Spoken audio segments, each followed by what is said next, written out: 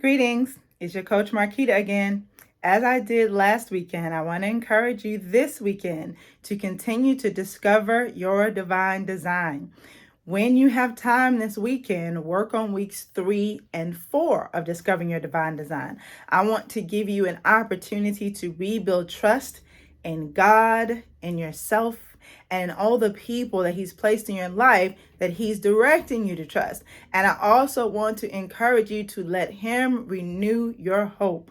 That's weeks 3 and 4. You've got to renew that hope so that you can remember your dreams.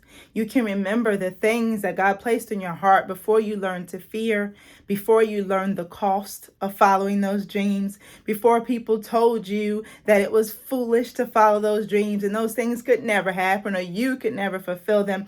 You want to go back to that hope because that hope was connected to your purpose and it was intertwined with your God-ordained identity. But before you can renew your hope, you've got to rebuild trust. If you've lost some trust in God because you've been in some challenging situations and you wonder, where were you when this was happening? And if you've lost some trust in yourself because you made some poor decisions, things didn't turn out the way you planned. And so you don't really trust your instincts. You don't trust your gut. You don't trust your decision-making ability anymore. Or maybe you've lost trust in humanity because people have disappointed you. They've hurt you. They've let you down.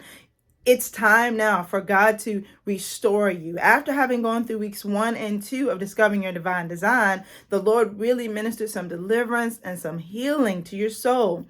Now you can go back to Him that He could rebuild your trust in your relationship with Him, your trust in yourself, and then the trust that you're able to demonstrate in relationships with others, both personal relationships and business relationships.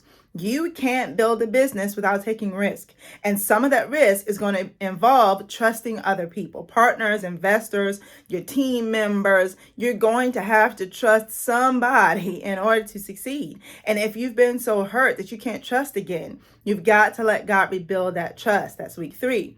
Then in week 4, you can hope. You can dream like a little child again. You can go back to that innocence that allowed you to think that the sky was the limit, to not cut off your creative process and let your soul just go forward in dreaming and hoping and perceiving and creating, which is very vital to any type of developmental process.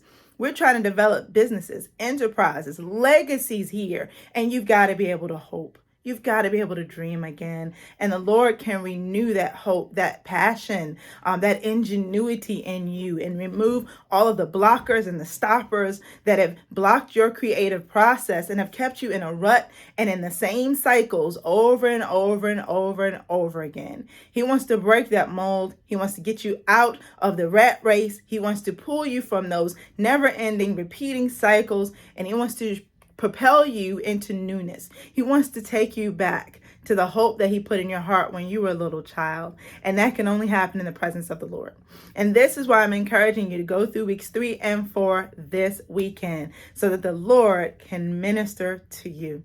I hope that blessed you, and I do hope that you'll stick with me on this journey to discovering your divine design, which is taking us all the way to kingdom wealth, as next week we will go into weeks 5 and 6. Be blessed. I'll see you then.